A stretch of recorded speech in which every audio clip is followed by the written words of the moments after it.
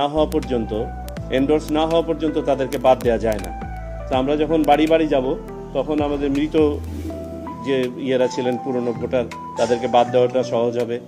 কোথাও কোনো ডুপ্লিকেশন থাকলে বা অপরাপর কোনো ধরনের ডিসক্রিপেন্সি থাকলে সেগুলো আমরা হয়তো কাটিয়ে উঠতে পারবো। তো এই আলোকে আমরা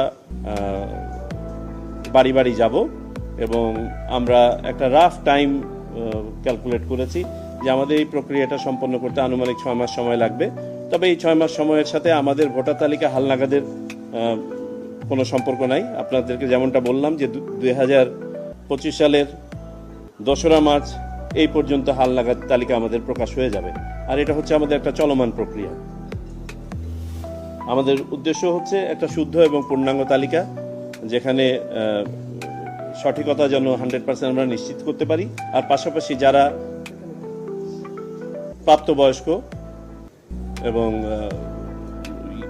1 জানুয়ারি 2025 এবং পরবর্তীতে 1 জানুয়ারি 2026-এ যারা ভোটার হওয়ার যোগ্য, তারা কেউ যেন বাদ না পড়েন। এটা ছিল আমাদের দ্বিতীয় এজেন্ডা। আর তৃতীয় যে এজেন্ডা আমাদের ছিল সংসদীয় আসন সীমানা নিয়ে কিছু অভিযোগ ছিল, সেই অভিযোগগুলি নিয়ে আলোচনা। এটা নিয়ে আমরা আজকে আলোচনা করি নাই। আমরা এই অভিযোগগুলো আমরা যে উপকমিটি আজকে বা কমিটি যেটা ফর্ম করা হয়েছে সেই কমিটিতে প্রেরণ করা হয়েছে, পরবর্তীতে আমরা এটা নিয়ে আলোচনা করব। সংক্ষিপ্ত আকারে এই ছিল আমাদের আজকের আলোচনা। আপনাদের যদি কোনো কিছু জিজ্ঞাসিত থাকে আমি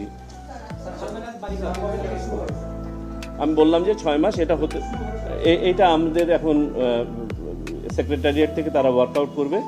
যে আপনারা জানেন যে আমাদের হাতে এই যে 17 লক্ষের যে ডাটা আছে, এই ডাটাটাকেও আমাদেরকে প্রসেস করে শেষ করতে হবে। সো আমরা চাচ্ছি যে যত দ্রুত সম্ভব এটা কাজটা শুরু করা। জি,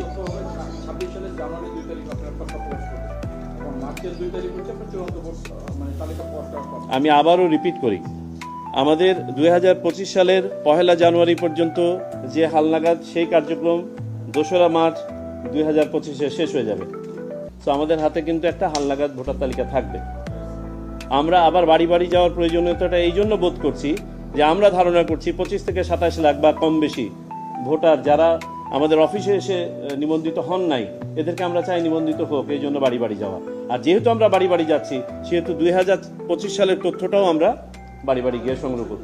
আগামী বছরের তথ্যটাও আমরা নিয়ে নেবো এই সাথে, যাতে করে আমরা একটা লজিস্টিক তো ডেপ্লয় করছি, এই লজিস্টিকটা যেন ম্যাক্সিমাম আমরা রিট্রিভ করতে পারি। না, আমরা বললাম তো 1 জানুয়ারি 2026 পর্যন্ত নিব। আর এটা তো চলমান প্রক্রিয়া।